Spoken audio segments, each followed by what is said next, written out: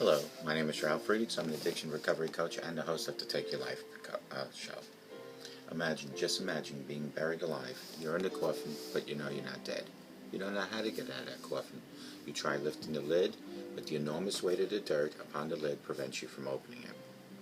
You then try to bang on the lid, hoping to unsettle the dirt, and maybe somebody will notice and start digging their way down towards you. This is what it's like to feel at the lowest point of alcohol and drug addiction. You know you need help, you know you can't do it on your own, but you don't know where to turn. In reality, there are probably people staying right by your grave. You just don't know that. You just think you're going to die. Usually, though, people don't think about death when they're habitually abusing drugs and alcohol. In order to feed an addiction, you have to be great at repressing the fear of death. I often ask you, my audience, did it ever cross your mind while you're abusing drugs and alcohol that you might overdose and take a life away, your life, that God had given you? And if you don't care as much about your own life, or you're selfish, you're taking a life from people that need and count on you most. Your mother, your father, your brother, your sister, your husband, your wife, your children, even your grandchildren. With this, let me leave one last thought. Don't be like the person that I just spoke about that went to their grave without seeking help. Instead, pick up the phone and call me at 844-405-HELP, and I promise you I will help you take your life back. For your life is gone. Don't forget to take your slippers off at night, but don't put them by the edge of your bed. Stick them directly under your bed. That way in the morning when you wake up, you'll be able to get on your knees to retrieve them because they are under your bed. While you're on your knees, utilize that time for something that I choose to call knee-mail, K-N-E-E-mail. Knee-mail is when you speak to God directly each and every morning. It's the time when you ask God for guidance, direction, mercy, and forgiveness. It's the time when you thank God for having a home, clothing, health, food, relationships, family. This is the time that you want to utilize each and every day for a personal conversation between you and God. Knee-mail, K-N-E-E-mail.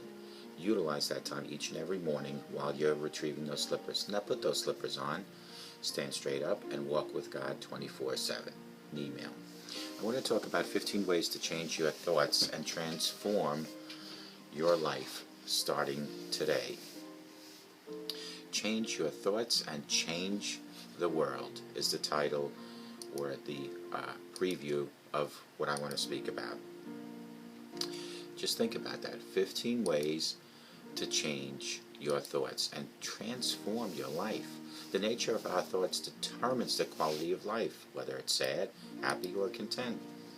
Happy, optimistic, positive thoughts, emotions, and feelings generate a zing in our system, which makes the blood flow freely and the heart joyously. They create a spring in our thoughts, feet, and spur us into action. Let us remember the age-old saying that mind thoughts can move the mountains in front of you. Pessimistic, sad, or gloomy thoughts, on the other hand, create inertia and force us to stay bed-bound. Let me just fix this here. Our actions are a practical manifestation of our thoughts. It is quite clear, therefore, that we must bring about change in the way we think, create happiness, a sense of fulfillment in our life. A good thing about our brain is it's willing to, and it adopts changes that we bring about in our thinking habits each and every day. Here, I want to discuss 15 ways to change your thoughts and give a positive direction to your life. Number one is creative positive affirmations. Affirmations are not always positive. They can be negatives as well, so don't get that mixed up. The hexes created by the witches are negative affirmations. The truth is the most people are given to making negative affirmations. When you think repeatedly that you're not going to succeed in a particular project, it is a negative affirmation. Affirmations, both negative and positive, impact neurological functioning of the brain. Positive affirmations are like mantras. They have sacred and spiritual force about them. Let us be clear about creating positive affirmations. They should be normative or weak. They should not be normative or weak. Thoughts such as I should, ought to, abstain from a normative. Examples of negative affirmations are I can't do this. It is quite difficult. On the hand, affirmations should be forceful, determined, such as I can, I will, I'm going to. As mentioned above, and your brain is always adapting to your thought patterns and directs your organs accordingly. Number 2, learn to apply full stop.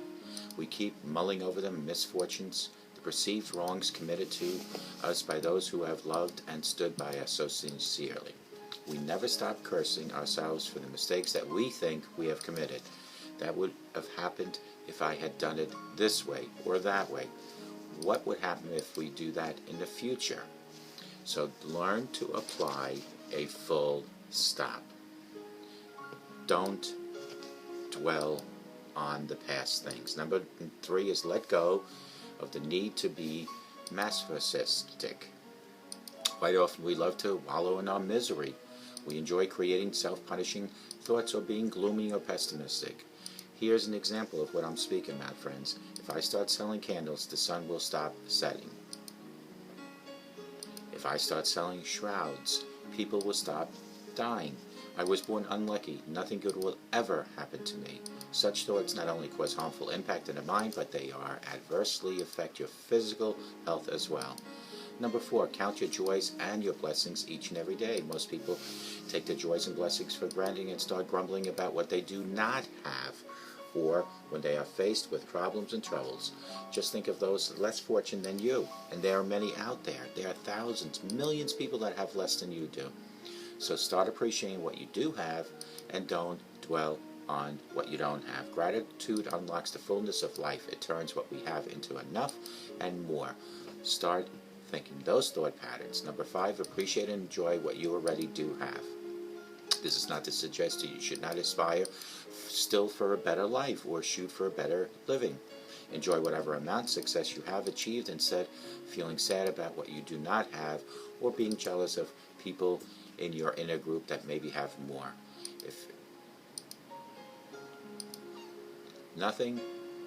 There's nothing wrong with always trying to get more and get better, but what you should do is try to dwell on the situation that you right now, my friends, have more than millions and millions of other people.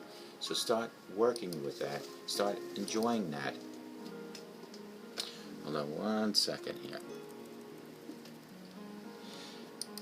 Savor the joys of achievement is number 6. Whatever you achieve in life, savor that moment. In other words, here's an example. If you're working on your car and you notice that your brake line is cut open, but you know you can't afford a mechanic, Google how to fix a brake line, get onto that car. Can you imagine when you have achieved what a mechanic probably would have charged you $300 for it, when you have achieved it on your own? Do that, and that is savoring the joys of your achievement, because you have achieved something that you didn't think you can do, but if you set your mind to it, and if you put your heart to it, and if you utilize prayer, you will achieve. Number 7 is to stand straight up and hold your head up. We often tend to feel demoralized in adverse conditions. We stoop to feel low as if we are bending under their weight. This happens both literally and figuratively. You will, however, surely feel better if you try to lift your spirits and also your head like a person determined to take up the challenge and achieve the challenge and conquer the challenge and be happy. Number 8 is allow yourself to be playful, like childlike. Children are known for innocence and simplicity of mind. They soon forget that their quarrels with their friends just start playing together once again. This is the reason that generally they are always happy and smiling. This is what you should allow yourself to do. Remember this, a great man is he who does not lose his child-hearted memories. Number 9 is seek happiness, contentment in the present. Don't live for yesterday, because yesterday is gone, no matter what failures, disappointments. Seek happiness and contentment in the present. Do not associate happiness with future or past events. I will be happy when things happen this way. It is like postponing your happiness to an unsure future. The better alternative is to try to postpone your sorrows to some future moment as much as you can. The time is to be happy, is to celebrate your happiness today. How simple is it to see that we can only be happy now, and there will never be a time when it is not now. Be the master of your moods is number 10. Be a master rather than a servant of your own moods each and every day. You are under the ruler of kingdom of happiness. Do not allow other people's circumstances to make you happy or to make you sad. Do not depend on material possessions to create happiness for you. It is for you to choose to be happy whatever situation you're in present. Number 9, wake up to resolve and stay happy during the day. Resolve the first thing as you wake up in the morning and remain happy throughout the day. Spend some time with flowers and plants in your garden. Listen to some songs. Walk and enjoy the birds chirping with Mother Nature out there. Your body is your temple. Honor it. Keep the temple of your body neat, clean, and well ventilated. Do not dump garbage, dirty, negative thoughts, and toxic foods or drugs or alcohol into it. It is really difficult to remain happy when you are sick, physically or mentally. So try to keep your body, which is your temple, as clean and ventilated as possible. Number 13 is meditate daily. Most yoga and meditation gurus have complicated the process of meditation by using incomprehensible jargons about its practice and goals. Consequently, most people tend to doze off during the meditation process. So also take stock of your day and evening, and remember the little good things that happen when they do happen. I'm sorry, folks, but my little puppy is ripping at my shoes over here. Quite annoying at this point. During meditation, your metabolism and your breath rate go down to a level of rest twice as deep as sleep. Number 14 is focus on changing yourself instead of changing the world around you. It is impossible to change the world around you, so stop fretting when people do not come up to your expectations. The best course is to change yourself, at least to adjust with people and situations not like you. Never underestimate your power to change yourself. Never ever overestimate the power to change others. Last but not least, number 15, make the best what you have. It is always better to make the best of what you have rather than pine for what you think is best. The perfect state occurs only in utopia, and the world you live in is not like that kind of ideal place. Do not be worried about imperfections. The world's imperfection is derived from perfection. You change your life by changing your thoughts. If your thoughts you think are pure, your life will become pure. Do you believe that your thoughts have the power to transform your life? What do you believe stands between you and complete happiness? Is it your thoughts or something or somebody else? I really want to know what your thoughts are, and I really wish you would call me at 844-405-HELP and tell me what your thoughts are. You can share your thoughts anytime with me. Please do call me at 844-405-HELP, and I promise you I will help you take your life back.